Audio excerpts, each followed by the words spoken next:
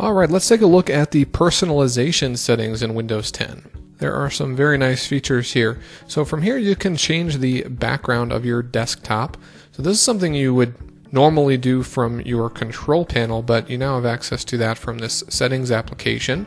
So you can have it be a picture, a solid color, or even a slideshow. So you can change that from here. This area just shows the ones that are recently set as your background. And then you can choose a specific fit. If you'd like it to be centered, you have that option. You can have it tiled. I normally just have that set to fill the display. And then you have access to change your colors. So right now it's set to automatically pick an accent color based on the background. So if I turn that off, I can manually change the color settings. So this is what it's set to currently, and you'll see that all of the live tiles are set to that color. You can see also this icon is set to that color.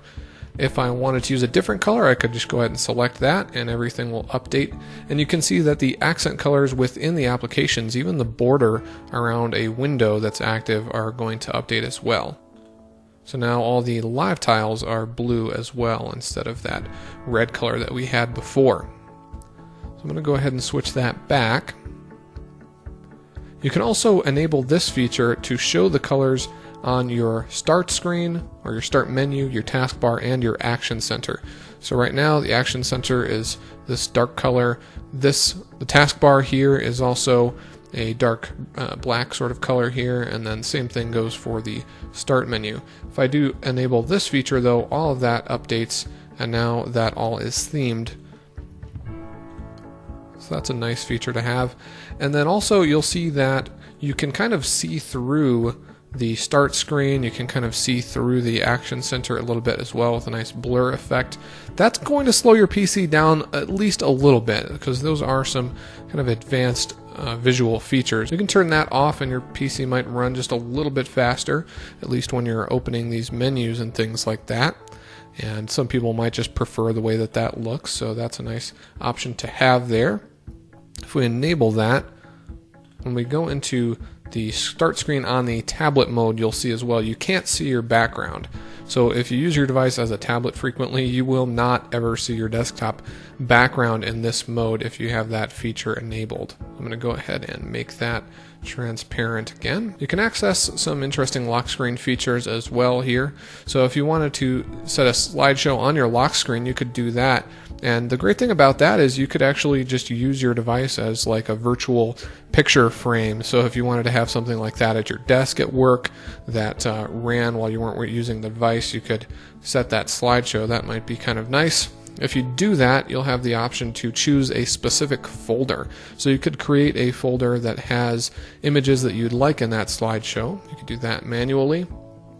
On the lock screen, you can choose one app to show a detailed status. What that essentially does is, in this area of the lock screen, you're going to have a notification that has a line of text underneath it. So you can choose one application to do that. If you choose weather, it will show you the current weather. If you choose Xbox, it might show you any new notifications. Obviously, if you choose calendar, it's going to show you upcoming events.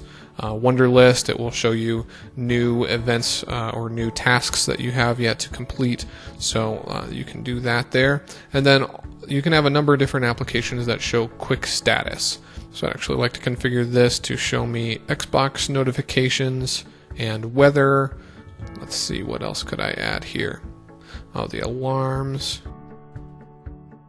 Let's go ahead and add Tweetium and Wunderlist to the mix as well. So you can have up to 7 applications showing you this quick status. And then you can, from here, access the settings that will set the screen timeout settings. So if you want to have your lock screen on, for instance, if you're using a slideshow, you don't want your screen to turn off for a few minutes, you can set the screen timeout settings from that link there. So right now this themes area isn't really in use in the application, but it does take you to the control panel. So you can change your theme here. This changes accent colors around the windows and things like that. You can access the high contrast themes. So really the themes area is just going to take you to the control panel. From here you can also access a couple of other interesting features like your desktop icon settings. If you'd like to show maybe your computer you can go ahead and enable that. That's not on by default. You can also have the recycle bin on. That is on by default, but I generally disable that. So you can change that there. That'll change the look of the PC a little bit. And then you can also access mouse pointer settings. So there's actually a place in the settings app that we'll get into later that will be able to update that from there as well.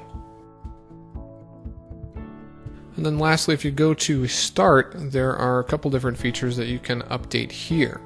So in the tablet mode, you're always going to use the Start in full screen. So if we go ahead and switch into tablet mode here, when you go to Start, everything will come up full screen every single time. However, you could also enable it, so maybe if you're someone who actually likes Windows 8 or Windows 8.1 and you like the full screen Start experience, you can actually enable that whether you're using it in tablet mode or not. So you can tick that box on, and then even when you're not in tablet mode, Start will open up in full screen.